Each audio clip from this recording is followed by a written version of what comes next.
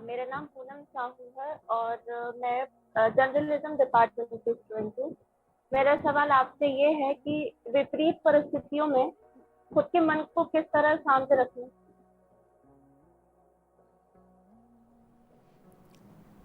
नहीं, परिस्थिति तो परिस्थिति है ना। जी, हाँ। और वही तो हाँ। जो विपरीत परिस्थितियां हैं, जैसे कि कोई हमारा काम नहीं बना है और हम चाहते हैं कि इस काम को छोड़ के हम दूसरा काम कर लें जो हमारे लिए जरूरी है। तो वो काम हम पहले मतलब कैसे अटके हुए काम को भूल कर हम अपना काम कर सकते हैं? अच्छा, आपको कोई फिल्म पसंद होगी, बताइए कौन सी पसंद है। मैं ज्यादा नहीं देखती मूवी। फिर भी कोई एक अपनी जो सबसे पसंदीदा फिल्म हो वो बताइए। उरी। उड़ी। जी। हम्म, तो आप फिल्म अपनी ये देखने गई हैं, ठीक है।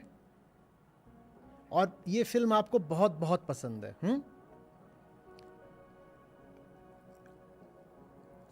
और सिनेमा हॉल का एसी नहीं चल रहा, ठीक है। एक ये स्थिति है। और एक फिल्म बताइए जो आपको बिल्कुल ही बकवास लगी थी, देख ली थी और फिर कहा था कि काहे को देखी। उसका कुछ और नाम ले लेते हैं, मान लीजिए पुड़ी, ठीक है। तो आप पुड़ी देखने गई हैं और पुड़ी एकदम ही घटिया पिक्चर, दूसरे मिनट से ही दिमाग खराब हो गया और एसी नहीं चल रहा है हॉल का। दोनों ही स्थितियों में जो परिस्थिति है वो एक जैसी है ना। परिस्थिति एक जैसी है, हॉल नहीं चल रहा है एसी का और गर्मी और पसीने आ रहे हैं, ये परिस्थिति है। हाँ। तो आप अगर पुड़ी देख रही हैं तो मन का क्या हाल होगा। बहुत खराब लगेगा। मन बार बार शिकायत करेगा, कितना घटिया हॉल है, कितना घटिया हॉल है, एसी नहीं चल रहा है। और इतना ही नहीं होगा, जो चीज़ें नहीं भी हो रही होंगी वो भी आपको परेशान करने लगेंगी। आप कहने लगेंगे अरे ये क्या सीट है, सीट चुभ रही है, कॉकरोच है इसमें।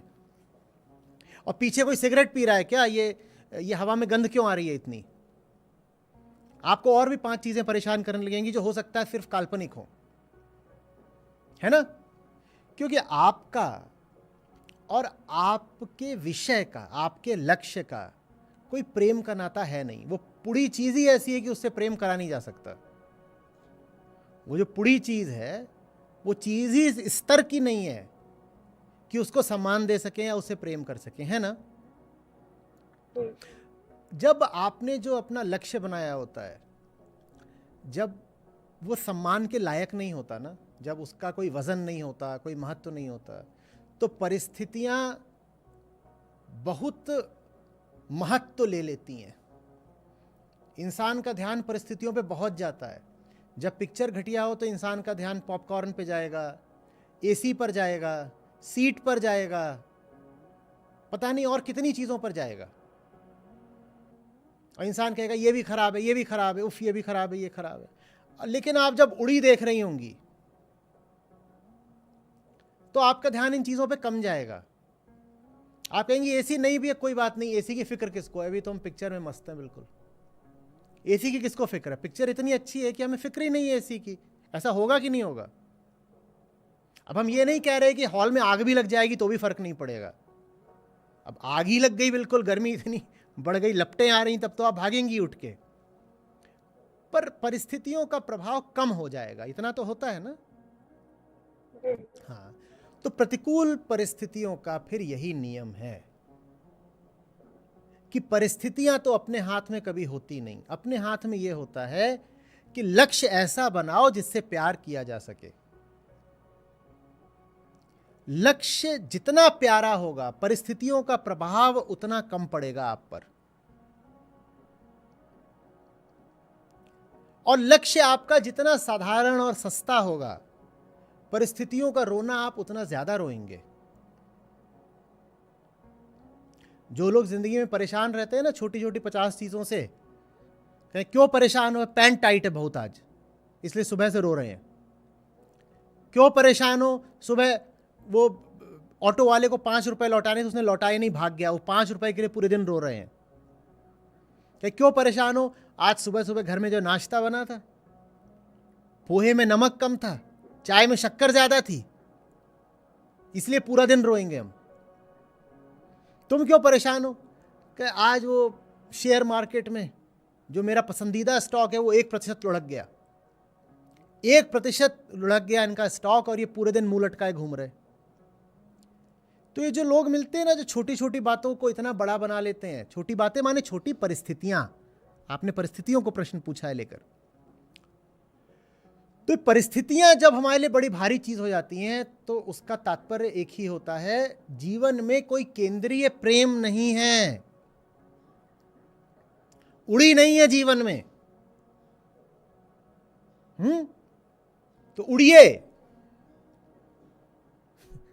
वो उसको लेकर आइए जीवन में जो इतने महत्व का हो कि सब छोटी छोटी बातें उसके आगे विस्मृत हो जाएं, भूल जाएं आप। उसको जीवन में लेकर आइए, नहीं तो फिर तो कुछ भी चलता है, कुछ भी चलता है।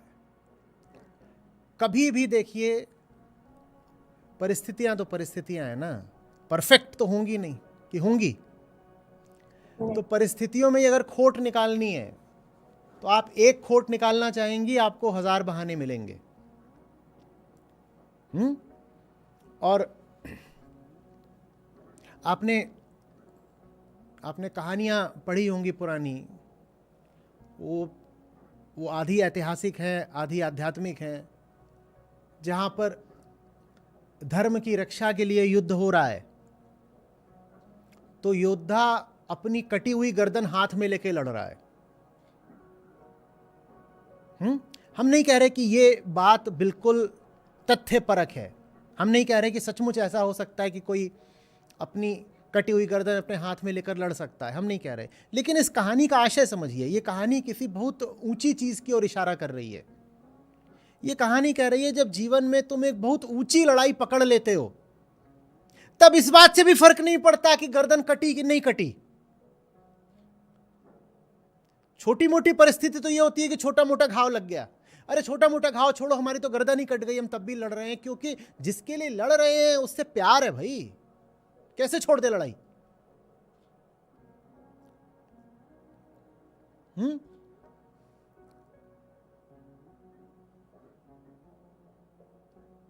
कबीर साहब का है, कबीर साचा सूरमा लड़े हरि के हेत, और पुरजा पुरजा कट मरे तबहू न छाड़े खेत। खेत माने रण क्षेत्र। क्या वो है एक जिससे प्यार है हमें, हरि नाम है उसका, उसके लिए लड़ रहे हैं, और पुरजा पुरजा कट मरता है तब भी पीछे नहीं हटते। वो आ रहे हैं क्या शिकायत करने? वो शिकायत करने आ रहे हैं क्या? उनका शरीर बिल्कुल छिन्न भिन्न हो चुका है, न जाने कितने घाव लगे, लेकिन वो कह रहे हैं रणक्षेत्र तो नहीं छोड़ूंगा।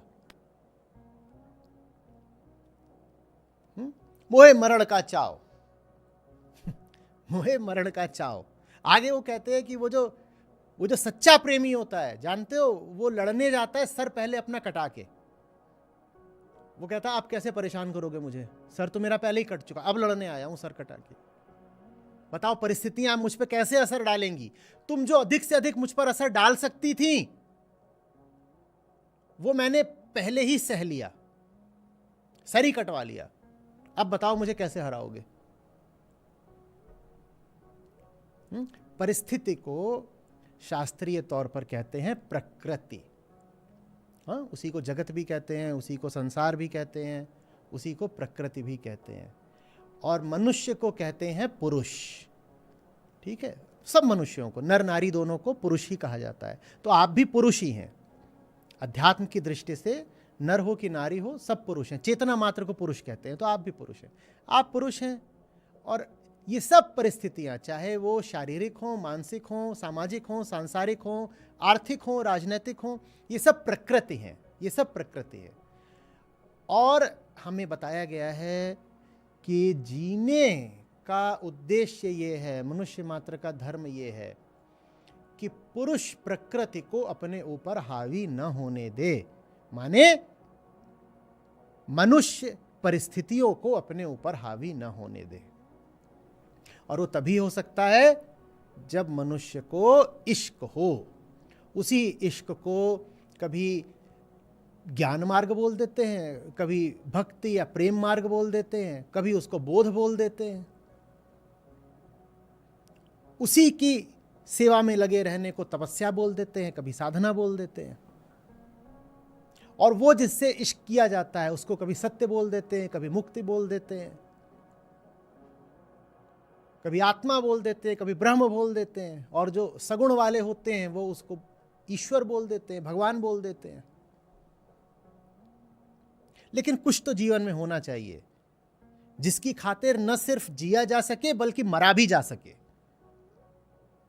और अगर जिंदगी में कुछ ऐसा नहीं है जिसके लिए आप मर सकती हैं तो जीना मुश्किल हो जाएगा।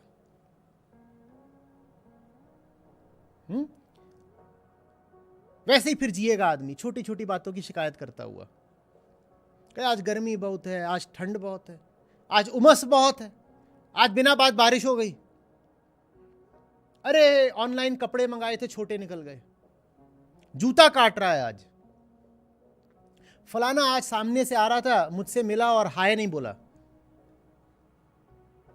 ये सब कितनी कितनी छोटी बातें हैं ना। लेकिन जब जीवन में कुछ बहुत बड़ा नहीं होता तो ये छोटी छोटी बातें ही मन पर छा जाती हैं। ठीक है, ध्यान दीजिए उस बड़े पर, ये छोटी छोटी चीजें अपने आप मिटने लगेंगी।